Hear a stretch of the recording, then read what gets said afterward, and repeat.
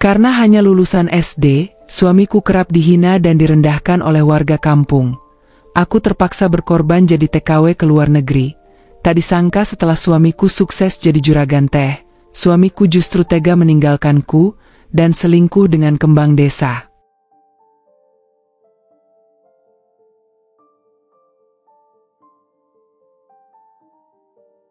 Aku masih ingat malam itu. Lampu petromak tua menggantung di langit-langit yang sudah menghitam karena asap. Cahayanya redup, berkedip-kedip seperti hampir padam. Angin menyusup masuk lewat sela-sela dinding bambu yang berlubang, membawa hawa dingin yang menusuk. Perutku membuncit, usia kandungan sudah masuk 9 bulan. Aku duduk bersandar di dinding, memeluk lutut sambil sesekali mengusap perutku yang makin berat. Bayi dalam kandunganku bergerak pelan, seolah ikut merasakan dinginnya malam ini. Pak Iman, suamiku, terbaring di atas tikar lusuh, membelakangiku. Nafasnya teratur, tapi aku tahu dia belum tidur benar-benar. Hanya berpura-pura, mungkin tak ingin aku tahu bahwa perutnya sama kosongnya denganku. Kami hanya punya nasi garam. Itu pun tinggal sedikit. Aku sengaja menyisakan untuk besok pagi. Kalau malam ini dimakan habis, kami tak tahu harus bagaimana esok hari. Aku menarik napas panjang. Men, panggilku pelan. Ia tak menjawab, tapi aku melihat tubuhnya sedikit bergerak. Maaf ya, cuma ada nasi garam. Pak Iman menghela napas, lalu duduk pelan. Wajahnya suram, matanya sembab. Kamu yang harusnya minta maaf. Buk, aku ini suami apa? Bikin kamu hidup kayak gini, hamil tua, tidur kedinginan, makan pun seadanya. Aku tersenyum lemah. Kita masih punya atap untuk berteduh, men. Kita masih punya satu sama lain. Itu cukup. Ia menatapku. Enggak cukup, Buk. Harusnya aku bisa lebih. Harusnya aku kerja, punya uang. Tapi tiap tempat yang kudatangi cuma mandang aku dari ujung kaki sampai kepala. Terus bilang, gak butuh orang kaya kamu. Aku bangkit pelan, duduk di sampingnya. Besok aku coba jualan kue, ya? Aku bisa bikin kue-kue kecil dari singkong di kebun belakang. Siapa tahu bisa laku di warung Bu Mimin. Tapi kamu hamil tua, Buk. Aku nggak bisa cuma duduk diam. Kita harus coba apapun. Kita punya anak yang sebentar lagi lahir. Dia butuh kita. Pak Iman menggenggam tanganku. Dingin. Aku janji, aku nggak bakal nyerah. Sekalipun harus jalan kaki sampai ujung kota lagi, aku bakal terus cari kerja. Dan kami berpelukan malam itu, dua manusia yang saling mencintai tapi dikalahkan oleh keadaan. Malam itu aku tertidur dengan rasa lapar dan harap yang nyaris padam. Esoknya, aku benar-benar mencoba bikin kue dari singkong dan gula merah. Kukukus, kubentuk bulat kecil-kecil, kubungkus daun pisang. Pak Iman yang mengantarnya ke warung. Tapi sayangnya, hanya beberapa yang laku. Hari-hari berikutnya pun tak banyak berubah. Pak Iman pergi pagi-pagi, berjalan jauh. Pulang sore, kadang malam. Dengan kaki lecet dan mata yang semakin kosong. Berkali-kali ia dilempar hinaan. Cari kerja tapi nggak punya ijazah? Banyak yang lebih layak dari kamu. Kamu pikir semua orang bisa langsung kerja cuma modal nekat? Dan setiap kali ia pulang, aku tahu hatinya makin hancur. Lalu hari itu datang, hari yang tak pernah kulupakan. Pagi hari, aku sudah merasa perutku mulas. Tapi kukira itu biasa. Aku tetap mencoba membuat adonan kue. Tapi saat siang menjelang, mulasnya makin menjadi. Cairan hangat merembes di antara kakiku. Aku panik. Ya Allah! Tak ada siapa-siapa di rumah. Pak Iman masih pergi. Aku berusaha berdiri, tapi rasa sakitnya luar biasa. Aku berteriak memanggil tetangga. Bu Sri, tolong, aku mau lahiran. Beruntung Bu Sri mendengar. Ia berlari membawa bidan kampung. Beberapa ibu tetangga juga berdatangan. Aku ditidurkan di atas tikar. Tak ada ranjang, tak ada peralatan medis. Hanya air hangat, handuk bekas, dan doa-doa yang mereka bisikkan. Dorong, Mbak. Lagi. Sedikit lagi. Tangisku pecah. Rasa sakit itu tak bisa kutahan lagi. Air mata bercampur keringat. Pak Iman, mana suamiku? Bisikku di tengah kontraksi. Dan saat teriakan panjang keluar dari mulutku, suara tangisan kecil memenuhi ruangan. Seorang bayi mungil, penuh darah dan air ketuban, diangkat oleh Bu Bidan. Laki-laki. Alhamdulillah, sehat. Aku langsung menangis. Antara lega, syukur, dan juga getir.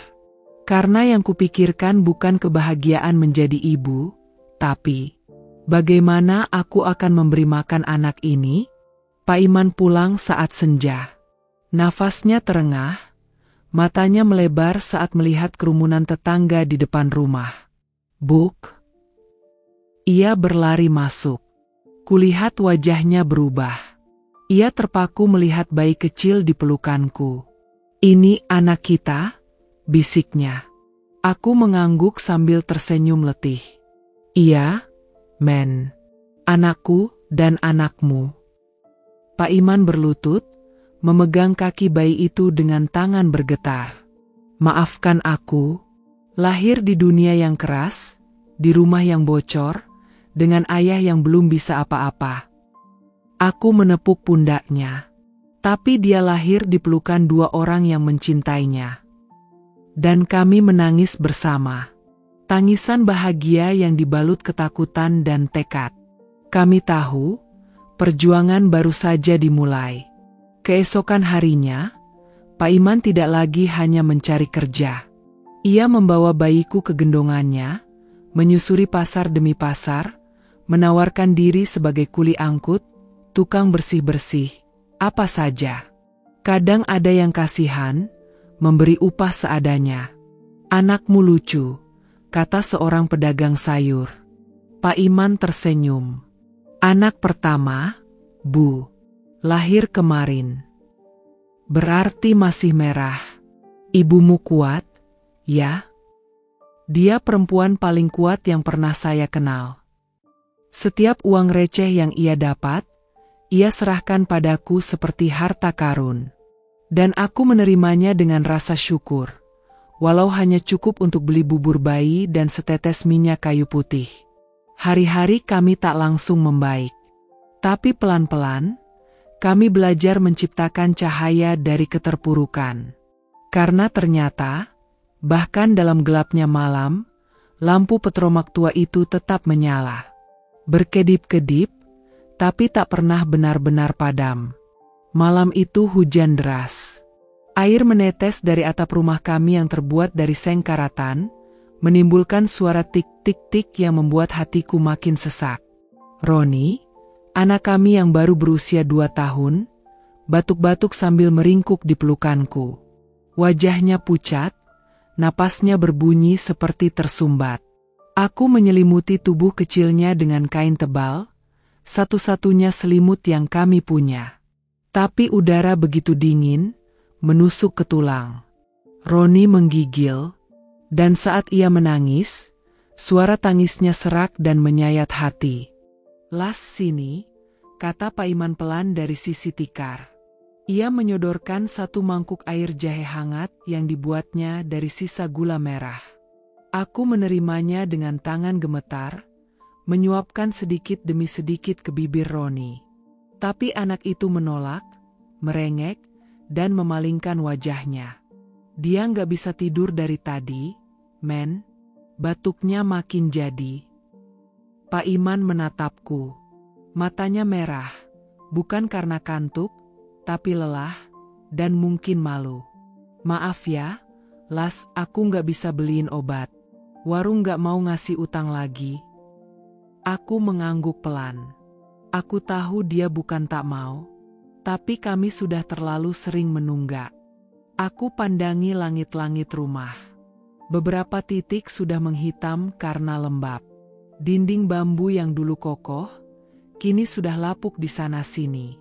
Dan setiap malam seperti ini, aku merasa dunia begitu sempit, begitu menekan. Lalu, entah kenapa malam itu, aku merasa sudah cukup. Sudah cukup aku menahan tangis. Sudah cukup aku hidup dalam kekurangan. Sudah cukup aku menyaksikan anakku sakit dan tak bisa berbuat apa-apa. Dengan air mata yang mengambang, aku menatap suamiku. Men, aku mau ngomong sesuatu. Pak Iman mengernyit. Apa? Aku mau jadi TKW. Aku mau kerja di luar negeri. Ia diam. Lalu tertawa kecil. Tapi tawanya hambar. Kamu bercanda? Aku geleng kepala. Aku serius. Pak Iman mendadak tegang. Ia duduk lebih tegak, menatapku seperti melihat hantu. Kamu yakin? Kamu mau ninggalin aku sama anak kita? Las? Aku mengusap rambut Roni yang mulai terlelap di pelukanku. Aku nggak ninggalin. Aku berjuang dari jauh. Kamu yang harus jaga rumah ini tetap utuh. Pak Iman berdiri. Ia berjalan ke pojok ruangan, menatap jendela kecil yang tertutup kain. Kamu pikir aku nggak sakit hati? Las, istriku, perempuan yang kupilih buat hidup seumur hidupku. Mau pergi jauh? Kerja jadi pembantu orang? Apa aku suami yang seburuk itu sampai kamu harus ambil keputusan segila ini? Tangisku pecah. Aku nggak nyalahin kamu. Aku tahu kamu sudah berusaha, men. Tapi lihat Roni, lihat rumah ini. Kalau kita terus-terusan begini, anak kita bisa mati kedinginan. Atau sakit berat. Aku nggak mau itu terjadi. Ia diam. Lalu dengan langkah gontai, ia duduk di depan kami. Tangannya menggenggam tangan kecil Roni yang kini terlelap.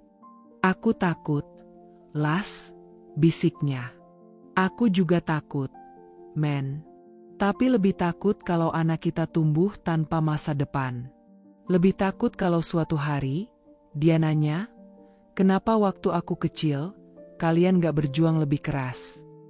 Suasana hening. Yang terdengar hanya suara hujan dan sesekali batu kecil dari Roni. Aku sudah tanya Bu Sri. Katanya, ada agen resmi yang bisa bantu. Legal, bukan calo. Tapi biayanya tetap harus dicicil nanti dari gaji. Aku harus ikut pelatihan dulu 2 bulan. Pak Iman menatapku dalam-dalam. Matanya merah, tapi tak ada lagi kemarahan. Hanya luka. Kamu yakin kuat? Aku angguk. Demi kalian, aku bakal kuat. Ia memelukku untuk waktu yang lama. Hening, tapi penuh isyarat. Pelukan itu menyampaikan berjuta rasa yang tak bisa diucap. Rasa takut, rasa kehilangan, rasa bersalah, dan cinta. Hari-hari setelah itu seperti mimpi yang berjalan cepat. Aku mendaftar pelatihan. Pagi-pagi aku naik sepeda tua ke balai desa. Belajar cara bersih-bersih, bahasa dasar, cara menggunakan alat rumah tangga modern yang selama ini cuma kulihat di televisi pinjaman. Roni kutinggalkan setiap hari pada Bu Sri, tetangga baik hati kami. Kadang Pak Iman yang menjaga kalau ia tidak keluar mencari kerja. Malam hari, aku memeluk anakku lebih lama dari biasanya. Menghafal setiap garis wajahnya. Merekam suaranya saat tertawa kecil. Aku tahu, sebentar lagi semua itu akan menjadi kenangan yang harus kusimpan jauh di dalam hati. Pak Iman, sejak malam itu, berubah. Ia lebih banyak diam, tapi aku tahu ia sedang membangun tembok di dalam dirinya agar tidak runtuh. Hari keberangkatan tiba. Subuh, aku mengenakan pakaian rapi yang dipinjami Bu Sri. Sepatu pantofel hitam, dan jaket tipis. Roni digendong Pak Iman. Anak itu belum benar-benar mengerti bahwa ibunya akan pergi lama. Ia hanya mengusap wajahku dan berkata, "Mama wangi." Aku tertawa sambil menahan air mata. Kucium keningnya dalam-dalam. "Nanti Mama beliin mobil-mobilannya yang bisa nyala." Pak Iman memegang tanganku. "Aku nggak pandai jaga rumah, Las. Tapi aku janji, aku jaga Roni, dan aku tunggu kamu pulang." Aku menatap matanya. "Aku pergi karena sayang kalian, bukan karena ingin pergi." Dan saat bus datang, aku naik tanpa menoleh lagi. Karena jika ku toleh, aku takut tak akan kuat melangkah. Dari balik jendela, kulihat Roni melambai, dan Pak Iman mengusap air mata. Hari-hariku di negeri asing terasa seperti mimpi panjang yang tak kunjung usai. Setiap pagi, aku bangun lebih awal dari matahari. Merapikan tempat tidur majikan, menyapu halaman, mengurus anak-anak mereka, lalu memasak. Semuanya kulakukan dalam diam, dalam irama yang sama setiap hari. Tapi setiap malam, ketika kota ini tidur dan suara mesin pemanas mendesir pelan, aku menyalakan ponsel bututku, menyambung harapan ke seberang laut. Disinilah aku merasa hidup kembali, dalam pesan-pesan pendek dari Pak Iman. "Uangnya udah kuterima. Makasih, Las. Roni tadi nggak mau tidur sebelum dengar suara kamu. Aku mulai cari lahan, doain ya. Aku mulai nanam teh, Las. Doain panennya bagus." Saat aku membaca pesan terakhir itu, aku terdiam lama. Telapak tanganku bergetar ringan saat menyentuh layar. Mataku berkaca-kaca. Dan air mata itu akhirnya jatuh juga. Bukan karena sedih, tapi karena haru. Karena untuk pertama kalinya, aku merasa pengorbananku mulai menumbuhkan sesuatu. Aku bisa membayangkan dari sini, sebuah ladang kecil, mungkin di lereng bukit dekat hutan jati. Tanah merah yang digali Pak Iman dengan cangkul peninggalan ayahnya. Jemarinya yang kasar menanam bibit satu persatu. Keringat menetes di dahinya. Tapi ada senyum kecil di sudut bibirnya. Itu ladang harapan kami. Kupeluk erat ponselku. Seolah dari situ aku bisa mencium aroma tanah basah, daun teh yang masih muda, dan suara Roni yang tertawa di kejauhan. Minggu-minggu selanjutnya, Pak Iman rajin mengirim kabar.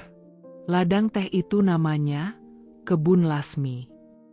Aku tulis di papan kayu. "Biar kamu selalu ada di sini."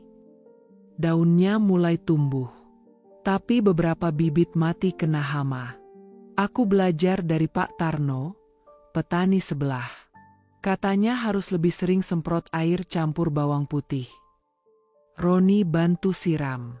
Tapi airnya lebih banyak tumpah ke bajunya. Aku tertawa sendiri di kamar sempit ini. Membayangkan anakku yang kini berusia 3 tahun, membawa ember kecil, menyiram tanaman dengan tangan mungilnya.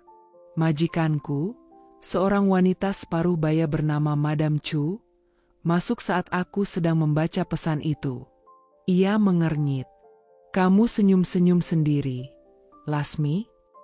Aku buru-buru menyembunyikan ponsel. "Maaf, Nyonya." Tapi ia malah duduk di sofa, mengambil cangkir tehnya, lalu menatapku. "Kamu selalu kerja baik. Tidak pernah mengeluh. Tapi saya tahu, hati kamu tidak di sini." Aku tertegun, lalu mengangguk. "Hati saya di rumah, di kampung bersama suami dan anak saya." Madam Chu tersenyum lembut. "Suamimu kerja apa?" Aku ragu menjawab. Tapi entah kenapa, malam itu aku ingin berbagi. Dulu pengangguran, Nyonya. Tapi sekarang dia menanam teh. Matanya berbinar. "Teh? Wah, Sama seperti keluarga saya.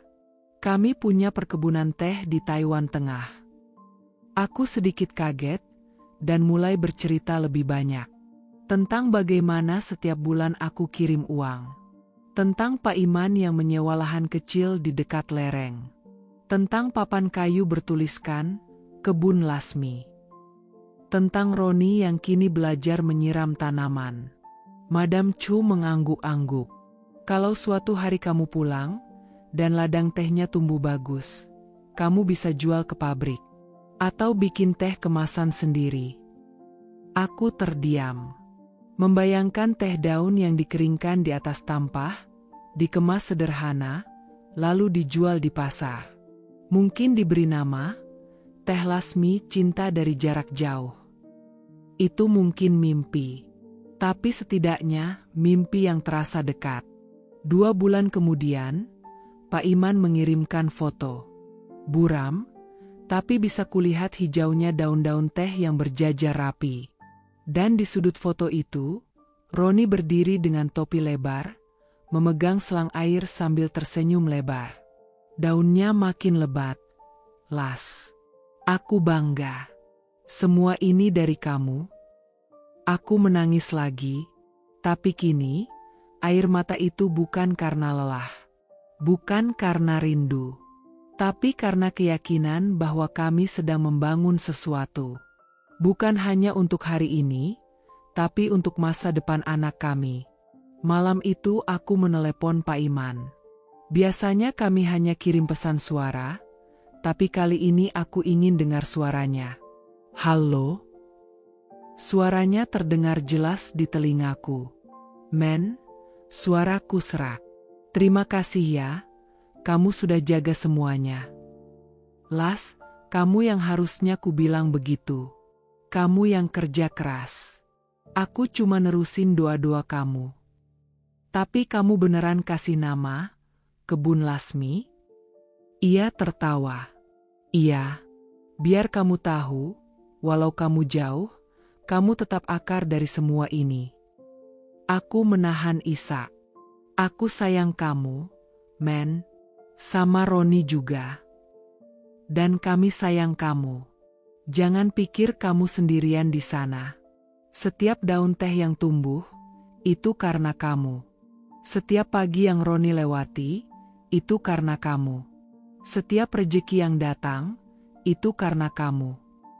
Sejak malam itu, aku bekerja dengan semangat baru. Mencuci baju dengan hati lebih ringan, membersihkan dapur dengan rasa syukur, dan menyiapkan makanan dengan doa yang lebih panjang. Karena aku tahu, tanganku di sini sedang menumbuhkan harapan di tanah jauh. Aku bukan hanya pembantu. Aku adalah istri yang menguatkan. Ibu yang bertarung.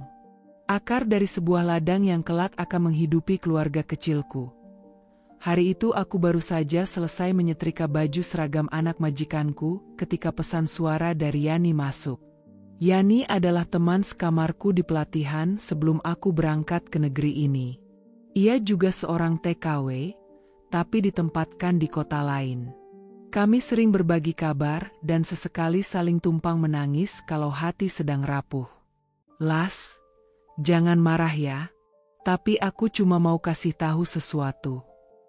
Alisku terangkat. Aku menekan tombol putar. Aku tadi video call sama adikku yang di kampung. Dia cerita katanya sekarang ada perempuan sering datang ke warung tempat Pak Iman suka ngopi. Namanya Rika. Janda muda. Cantik. Anak 1. Katanya sih sering ngobrol sama Pak Iman. Aku diam. Nafasku seperti tertahan. Lalu suara Yani kembali masuk. Aku tahu kamu pasti percaya sama suamimu. Tapi aku cuma pengen kamu hati-hati. Jangan terlalu percaya sama keadaan. Dunia sekarang beda, Las. Apalagi kamu jauh. Aku menatap layar ponselku lama. Nama itu menari-nari di kepalaku, Rika. Nama yang belum pernah kudengar sebelumnya. Tapi entah kenapa, ada sesuatu di dada yang terasa menegang. Keesokan malamnya, Saat jam istirahat, aku menelepon Yani.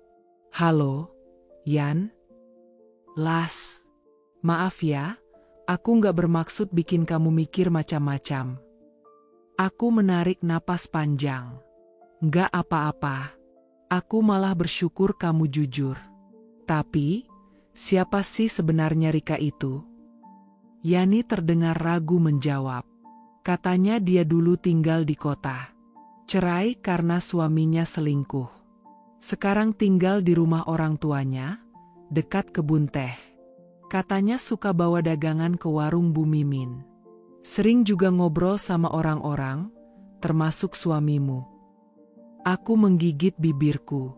Tapi Men bukan tipe yang kayak gitu, Yan. Dia nggak mungkin main-main. Yani diam sebentar, lalu menjawab pelan. Aku tahu kamu percaya. Tapi jarak itu kadang bikin siapapun bisa berubah. Apalagi kalau tiap hari dia lihat kamu cuma dari layar HP. Sejak malam itu, pikiran tentang Rika seperti bayangan yang tak bisa kuusir. Setiap Pak Iman mengirim pesan, aku mulai membaca lebih hati-hati. Mencari-cari kode yang tak ada. Suaranya tetap hangat di pesan suara, tapi entah kenapa aku merasa ada jeda yang berbeda. Roni tadi main sama anak tetangga. Las. Aku baru dari warung, ngopi sebentar. Tadi habis ngobrol sama Bu Mimin, katanya teh kita bagus daunnya sekarang. Warung, ngopi, ngobrol. 3 kata yang tiba-tiba terasa mengganggu. Aku memberanikan diri bertanya suatu malam, berusaha tetap tenang. Men, aku boleh nanya nggak? Di warung Bu Mimin, kamu kenal seseorang bernama Rika? Beberapa detik hening. Jantungku berdetak kencang. Oh, itu. Pernah ketemu. Dia sering jual gorengan di situ. Hanya itu jawabannya. Aku menunggu lanjutan, tapi tak ada. Tidak ada penjelasan. Tidak ada kepastian. Hanya potongan kalimat yang menggantung seperti benang kusut di benakku. Dia ngobrol juga sama kamu. Kadang. Nggak sering. Ngobrol-ngobrol biasa aja. Nggak penting. Aku mengangguk di sini, walau dia tak bisa melihat. Las, lanjutnya tiba-tiba. Kamu percaya sama aku, kan? Aku diam. Mulutku terasa berat. Tapi akhirnya ku jawab, pelan, aku mau percaya. Malam-malam berikutnya jadi lebih sunyi. Aku masih bekerja dengan semangat, tapi rasa tak tenang itu terus tumbuh. Aku tidak ingin berubah menjadi perempuan curiga. Tapi perasaan sebagai istri, meski dari jauh, kadang menang atas logika. Suatu malam, aku iseng membuka media sosial. Jarang sekali aku aktif di sana. Tapi malam itu, aku mengetik nama Rika. Dan ternyata, ada satu akun dengan lokasi desa kami. Foto profilnya perempuan berkerudung coklat, dengan wajah manis dan senyum tipis. Anak kecil berumur sekitar 3 tahun berdiri di sampingnya. Foto terakhirnya memperlihatkan pemandangan kebun teh. Dan di kolom komentar, mataku membeku membaca satu nama yang tak asing. Pak Iman _sore hari berkomentar, kebunnya cantik. Seperti yang nanam. Tanganku bergetar. Nafasku tercekat. Seperti ditampar dari seberang layar. Tanganku langsung mengetik pesan. Tapi tak jadi kukirim. Jantungku terlalu sakit untuk memutuskan, apakah aku akan marah atau menangis. Keesokan harinya, aku tidak menghubungi Pak Iman. Tidak juga di malam harinya. Kupikir, jika dia menyadari, dia akan mencari tahu kenapa aku diam. Tapi yang kuterima justru pesan singkat. Lagi sibuk, Las? Aku membalas dingin. Lumayan. Tak ada lanjutannya. Dan malam itu, di kamar yang sepi ini, aku menangis diam-diam.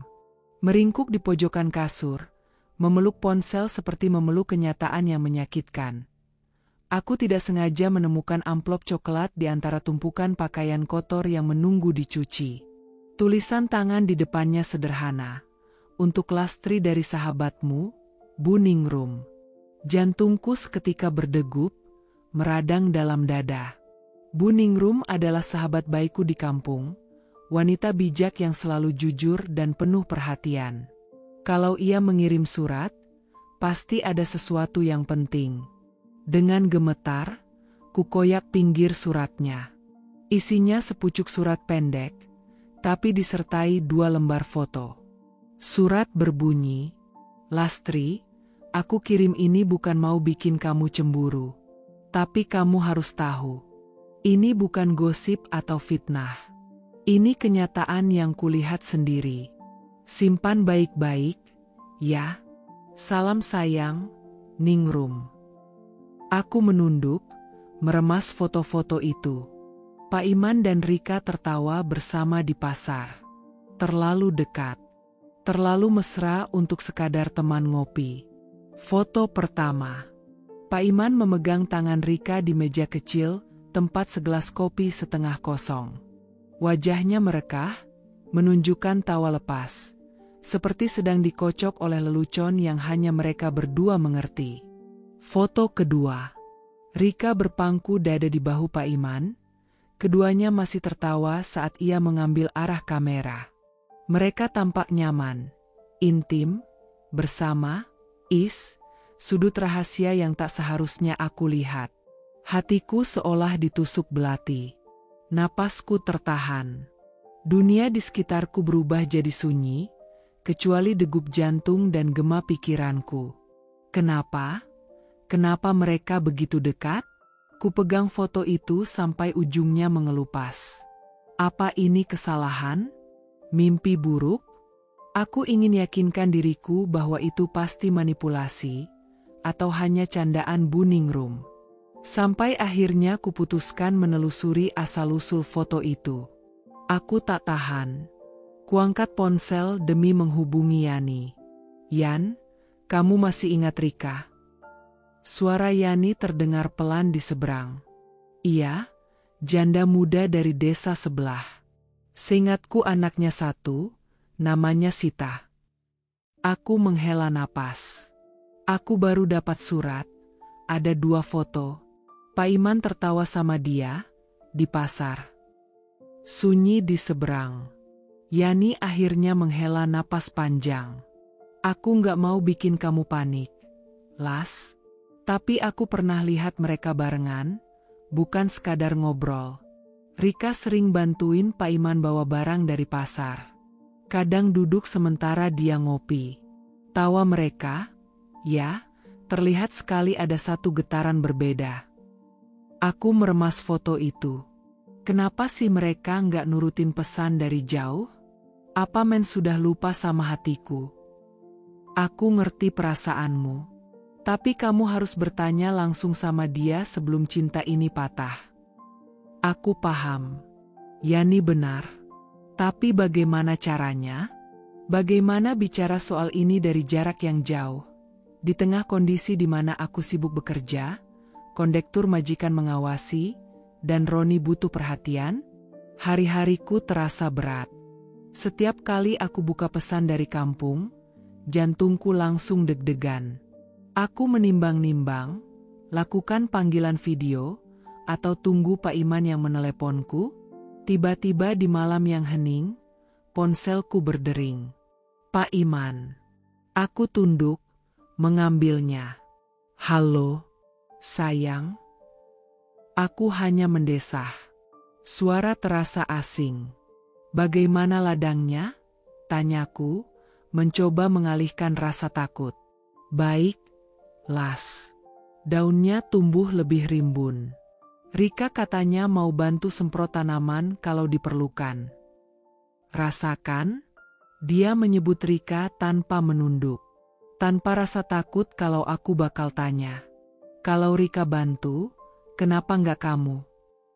Suaraku pelan tapi bergetar. "Aku sibuk di kebun. Lagi ada urusan barang dagangan. Dia cuma bantu sekali saja. Aku mencoba percaya. Tapi dalam hati ada sesuatu yang retak. Sampai sini aja, ya? Sayang. Aku kangen. Tapi jujur, aku harus tanya, apakah kamu nyaman sama dia? Aku nggak mau suamiku semakin dekat sama orang lain. Sun. Kemudian, jaga hati kamu, Las. Aku di sini cuma kamu dan anak kita. Tapi suaranya terdengar tegang, seolah sedang menyusun jawaban. Aku janji. Meski dia menyebut cuma sekali, ada sesuatu di matanya. Aku menangkap ketika dia bicara, lembar jawaban yang disusun rapih, nada yang lebih diplomatis. Bukankah kau bisa jujur? Aku tidak langsung menyudahi panggilan. Aku diam, menatap dirinya lewat layar, berharap mata itu cerah seperti dulu.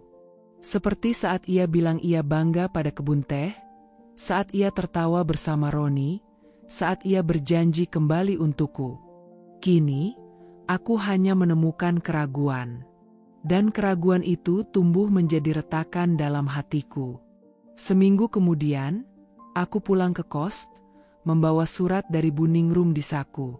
Aku membuka amplop lagi, melihat foto itu, lalu video call. Men, boleh bicara. Begitu muncul wajahnya, aku melihat kantung gelap di matanya.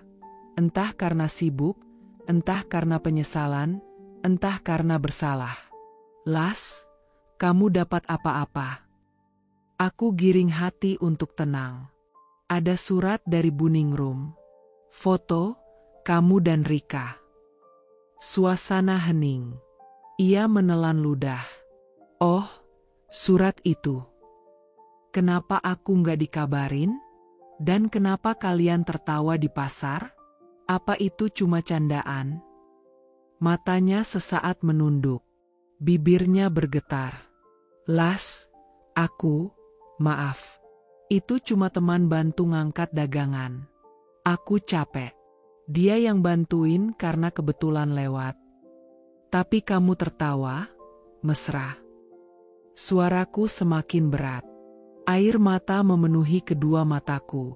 Maafkan aku, Las. Aku salah. Aku tidak berpikir. Aku mendesah. Yang aku butuhkan saat ini bukan jawaban, tapi kejujuran. Kalau kamu masih di sini, beri aku alasan. Ia menunduk. Aku masih cinta. Masih butuh kamu. Tapi aku juga takut kehilangan muka di kampung kalau aku berhenti membiarkannya bantuin. Aku terdiam. Apa aku nggak penting? Penting. Kamu segalanya, tapi... Sebelum ia bisa lanjut, aku memutus panggilan. Hatiku hancur. Ponselku lepas dari genggaman, berguncang. Malam itu, aku menatap foto Rika, lalu foto Pak Iman bersamaku, tangan mereka menyentuh, bersandar di kebun. Foto jadul itu saat aku mengajarinya menanam bibit. Aku sadar, cinta jarak jauh bisa dimakan oleh keraguan. Besoknya, aku menulis surat panjang untuk Pak Iman. Surat bukan untuk meneror, tapi untuk membuka ruang kejujuran. Men, kalau kau masih mencintaiku, aku butuh jujurimu. Aku bisa terima bantunya Rika kalau kalian memang bersaudara, bukan terlarut. Aku bisa terima keseharianmu di kebun. Tapi aku tak bisa terima kalau murahanmu jatuh pada wanita lain. Balas surat ini. Aku masih mau cinta. Tapi kalau kamu menyerah pada cobaan ini, aku takut lupa cara mencintai lagi. Sejak surat dari Buning Room tiba, hatiku tak tenang. Rasanya setiap detik jadi beban. Tapi aku mencoba tak gegabah. Mungkin fotonya diambil dalam momen yang kebetulan. Mungkin mereka hanya bersenda gurau, tanpa maksud lain. Tapi, kenapa terasa menusuk? Aku putuskan untuk menahan diri. menahan semua pertanyaan yang menyesakkan dada. Aku berpikir, mungkin jika aku melihat wajah Pak Iman secara langsung, aku bisa tahu dari sorot matanya, benarkah dia masih mencintaiku. Malam itu, aku tekan tombol hijau di layar ponsel. Menunggu. Berdering.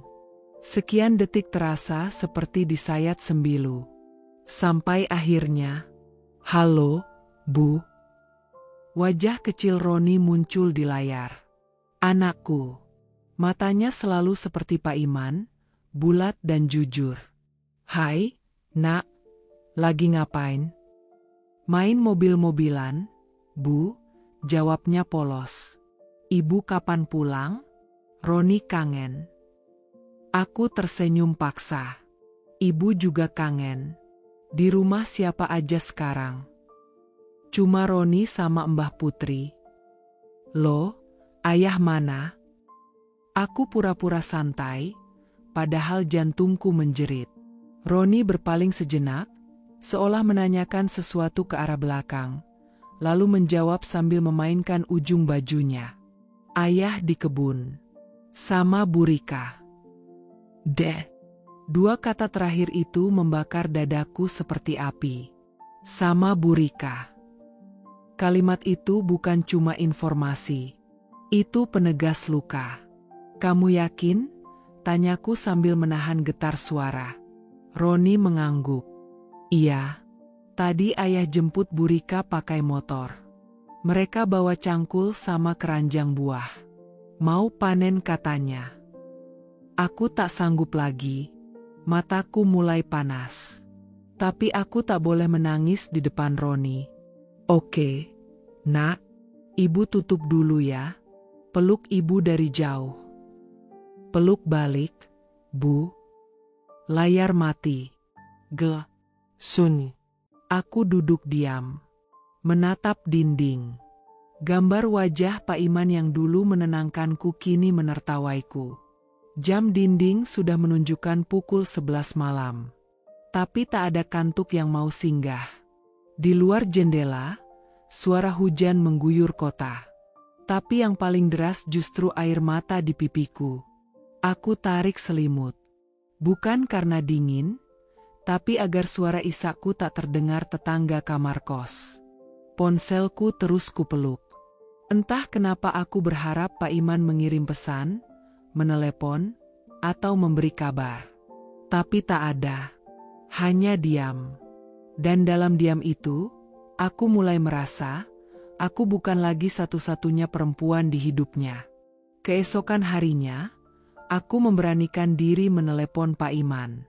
Kali ini, bukan Roni yang mengangkat, tapi langsung dia. "Halo," suara Pak Iman berat. Seperti tak senang ditelepon. "Mas, aku ganggu ya?" tanyaku pelan. "Enggak, cuma lagi capek." "Dari kebun ya?" aku pancing. "Bareng siapa?" "Sendirian," jawabnya cepat. Dan disitulah aku mulai merasa, Pak Iman bukan lagi lelaki yang jujur. Aku berani bertaruh, detik itu dia baru saja berbohong padaku. "Mas, aku lihat foto kamu sama Bu Rika dari Buningrum." Aku berhenti sebentar, menunggu reaksinya. "Loh, kok Buningrum kirim-kirim begitu? Dia ngapain ikut campur?" Suaranya mulai meninggi. "Mas, aku cuma tanya. Aku nggak nuduh. Tapi kenapa kamu bohong?" "Aku nggak bohong. Roni bilang kamu ke kebun sama Bu Rika kemarin." Keheningan. "Las, kamu tuh gampang banget percaya omongan anak kecil." "Aku emang ke kebun." "Iya. Tapi Rika cuma nganterin. Nggak lebih." Aku menggigit bibir. Menahan amarah. "Mas, aku ini istrimu. Aku cuma butuh jujur. Bukan alasan yang berubah-ubah. Dulu kamu bilang cuma teman, terus bilang nganterin, terus bilang sendiri. Kamu ini kenapa sih? Baru juga sebentar pisah, udah mikir macem-macem." Aku tersenyum getir. Karena aku istrimu, Mas. Dan rasa curiga ini muncul karena sikapmu yang makin jauh. Setelah telepon ditutup, aku makin yakin. Ada yang tak beres. Aku mulai mencatat. Pak Iman sering tak jawab telepon. Roni bilang mereka sering berdua ke pasar, ke kebun. Ada foto mereka tertawa di pasar. Dan sekarang, dia berbohong. Apa yang sebenarnya terjadi di rumah itu? Beberapa hari kemudian, aku menerima voice note dari Bu Ningrum. Sambil gemetar, aku menekan tombol play. Lastri, maaf kalau aku lancang. Tapi aku merasa kamu berhak tahu. Kemarin aku lihat Bu Rika masuk ke rumahmu malam-malam. Katanya mau ambil barang. Tapi waktu aku tanya ke ibu malah bilang Rika sering nginep kalau Pak Iman lembur di ladang. Aku nggak tahu harus bilang apa. Aku terdiam. Tak mampu bicara. Suara itu seperti palu goda menghantam kepalaku. Aku turun dari bus sore itu dengan hati yang berat. Kabut tipis menyelimuti desa, aroma tanah basah dan daun teh menyambutku. Sudah bertahun-tahun aku tak menginjakkan kaki di kampung ini. Tak ada yang tahu aku pulang. Tak Bu Ningrum, tak anakku Roni, apalagi Pak Iman. Aku mengenakan masker medis dan kerudung lebar warna hitam yang membungkus sebagian besar wajahku. Di pundakku tergantung tas kecil berisi uang tabungan hasil bekerja di luar negeri, dan di dadaku tergantung luka yang belum mengering. Kakiku menjejak jalan setapak menuju pasar desa. Jalur itu tak berubah. Masih ramai dengan ibu-ibu yang menjajakan sayur, suara anak kecil berlarian, dan pedagang yang memanggil-manggil pembeli. Tapi rasanya, semuanya terasa asing. Seolah-olah aku berjalan di tengah dunia yang tak lagi mengenalku. Aku ingin melihat sendiri. Ingin memastikan apa yang dikatakan Bu Ningrum di surat dan diperkuat oleh ucapan Roni di video call seminggu lalu. Ayah lagi di kebun, sama Bu Rika. Rika. Nama itu menghantui tidur dan bangunku. Perempuan itu dulu teman mengaji kami. Lembut, lugu, ditinggal mati suaminya karena kecelakaan. Kami bahkan pernah bantu mengurus surat-surat kematiannya. Aku pernah menghiburnya saat ia tak sanggup menahan air mata. Dan sekarang, aku berdiri di depan kios Bu Hesti, pura-pura memilih pisang. Tapi mataku menembus celah orang-orang yang lalu lalang. Lalu aku melihat mereka, Pak Iman dan Rika. Mereka berdiri di depan lapak buah. Pak Iman memegang sekeranjang belanja. Rika menunjuk mangga, lalu mereka tertawa. Bukan tawa biasa. Itu tawa yang hanya keluar saat kau merasa nyaman, bahagia, dan dicintai. Lalu, hal yang tak siap kulihat, tangan Pak Iman menggenggam tangan Rika. Aku menahan napas. Dunia seperti berhenti sejenak. Aku ingin berlari, ingin meneriakkan namanya di depan semua orang. Tapi aku malah bersembunyi. Melangkah ke balik tiang kayu dekat gerobak bakso, menggigit bibir bawahku agar tak menangis di tempat umum. Kupandangi mereka dari jauh. Pak Iman, bisikku, kau bahkan tak kelihatan ragu menggenggam tangannya. Di tempat umum, di pasar, seolah aku tak pernah ada.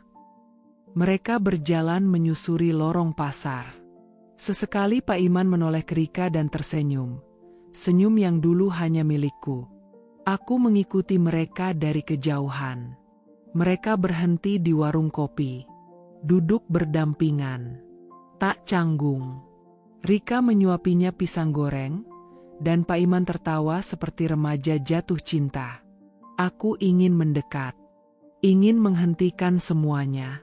Tapi hatiku terlalu remuk. Kupilih berjalan kaki pulang ke rumah. Rumah kayu sederhana yang dulu kami bangun bersama, batako demi batako. Tapi sekarang rumah itu sunyi. Seolah tahu bahwa pemiliknya sedang patah hati.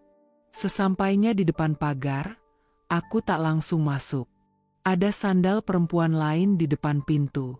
Hatiku mencelos. Mataku menyapu halaman. Sepeda anak kecil tergeletak di samping pohon mangga. Itu bukan sepeda Roni. Warnanya pink, ada keranjang kecil berhiaskan boneka kelinci. Aku menggigit bibir. Tanda-tanda itu terlalu jelas untuk diabaikan. Aku ketuk pintu pelan. Sekali, 2 kali. Tak ada yang menjawab. Ku keluarkan kunci lama dari dalam tas. Masih bisa. Kunci itu berputar dan pintu terbuka. Pelan-pelan aku melangkah masuk. Bau dapur. Aroma sabun yang berbeda. Meja makan penuh dengan bekas makanan. 2 cangkir teh masih hangat. Assalamualaikum, ucapku lirih.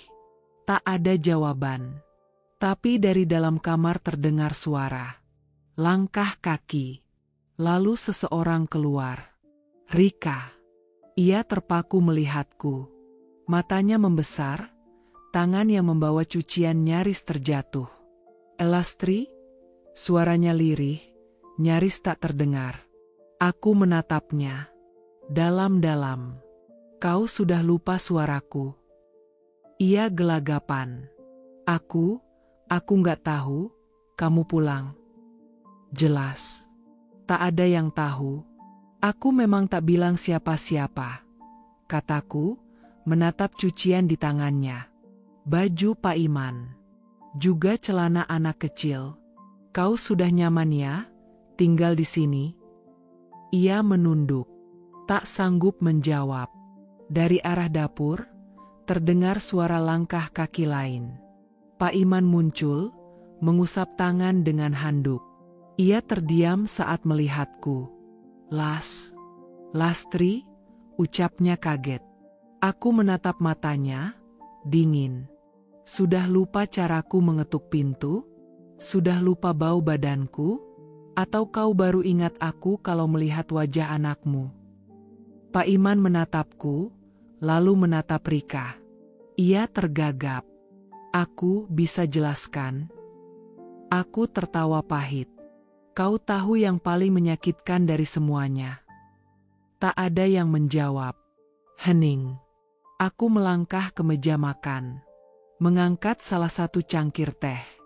Yang paling menyakitkan, bukan karena kau bersama perempuan lain. Tapi karena rumah ini, yang dulu kuperjuangkan dengan peluh, sekarang jadi pangkalan kalian berdua berselingkuh.